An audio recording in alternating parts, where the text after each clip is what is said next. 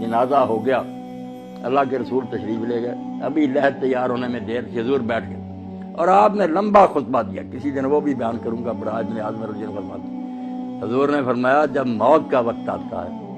اس وقت فرشتوں کی ایک پوری گارد آتی ہے۔ ہم لوگ سمجھتے ہیں ایک ہی ملک الموت ہے، روحیں قبض کرتا، اس سے آگے لوگوں نے پھر ایک ردہ رکھ لیا کہ جب ایک ملک الموت ساری زمین پر اتنے جہان پر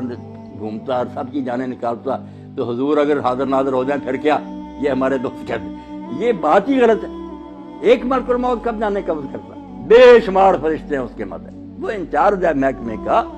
اس کے تحت تتوفاہم الملائکہ، بے شمار فرشتے۔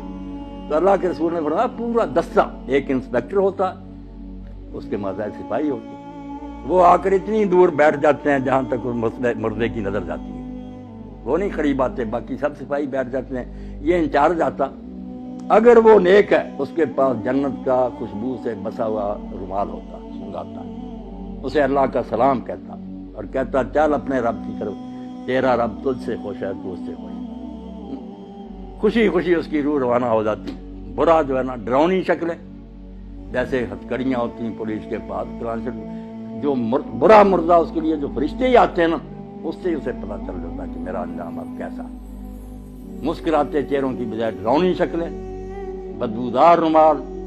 غضب آلود نگاہیں، وہ چھپتی پھرتی پھر روح نکالتے مار مار، اور اسی وقت جب وہ رومال میں اس کو لپیٹتا دوسرے سپاہی آگے آ جاتے ہیں، اس سے وہ وصول کر لیتے ہیں، نیک روح سے لے کر جاتے ہیں۔ اللہ کے رسول صلی اللہ علیہ وسلم فرماتے جہاں جہاں سے گزرتے ہیں خوشبو پھیلتی جاتی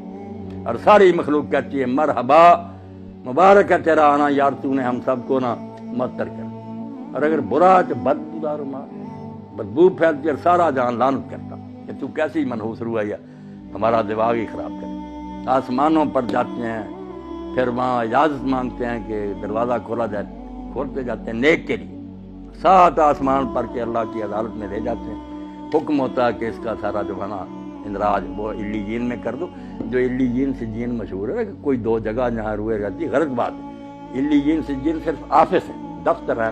وہاں نیک لوگ جو ہیں ان کا اندراج ہو جاتا ہے کہ یہ شخص فوت ہو گیا، اس کی پوری کتاب جو زندگی تھی وہ بھی جمع کرا دی جاتی ہے کہ یہ اس کا سارا ریکارڈ ہے۔ دوبارہ حکم ہوتا ہے کہ زمین میں سے میں نے اس کو پیدا کیا، وہیں لے جاؤ، زمین سے ہی دوبارہ اس کو پیدا، وہ روحیں واپس آ جاتی ہیں پھر اسی قبر کی طرف۔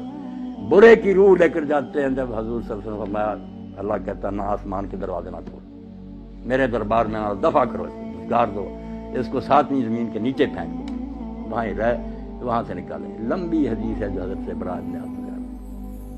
نیک لوگوں کی روحیں خوشی میں ہوتی، کیسی پاک زندگی ان کی۔ حدیث پاک میں آتا ہے سنن ابن ماجہ کے، جب اس کو فرشتے آ کر حساب کے لیے کہتے ہیں نا کہ جواب دو ان سوالوں کا، تو منظر دکھایا جاتا ہے سورج غروب ہونے کا۔ جب وہ مردہ ہوش میں آتا ہے اور فرشتوں کے سوالوں کے جواب دینا چاہتا، دیکھتا ہے کہ سورج غروب ہو رہا، عصر کا وقت بھی تنگ ہو گیا، تو وہ کہتا دعونی اصلی، مجھے ذرا مہلت دو میں نماز پڑھ لوں۔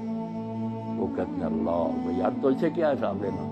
جس کو اس وقت کی نماز یاد، مگر یہ حال ان کا ہی ہے نا جو زندگی میں نمازی رہے،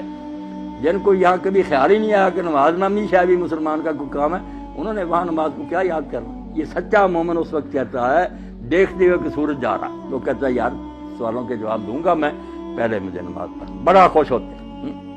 اور جب سوال کرتے ہیں تیرا رب کون ہے، تیرا دین کیا ہے، تیرا نبی کون ہے، دیتا تو کہتے ہیں ہم پہلے ہی جانتے تھے، اس سے پوچھتے تو نے یہ، اس نے کہا میں اللہ کی کتاب پڑھتا تھا، قرآن سے مجھے سب پتا۔ تو کہتے ہیں ہمیں تیرے بارے میں یہی توقع ہے، سو جا، جیسے دلہن آرام سے سوتی ہے، اور روزانہ پھر اس کو جنت کا مقام دکھایا جاتا، ہر روز پردے ہٹا کے صبح شام وہ دیکھتا ہے کہ آخرت میں میرے لیے یہ تیار، خوشیاں جیسے مہمان خانے میں ریسٹ ہاؤس میں بیٹھے نا، وہاں دیکھتا ہے کہ میرے لیے یہ انعام ہے، خوشیاں ہی خوشیاں۔ اور دوسرے کو صبح شام جہنم دکھائی جاتی، جیسے پھانسی گھاٹ دکھایا جاتا کہ یہ ہے تیرے لیے اب پھانسی گڑے میں پڑنے، وہ بیچارہ پہلے ہی مرتا، مرنے سے پہلے روز مرتا ہے کہ یہاں میں جانے والا ہوں۔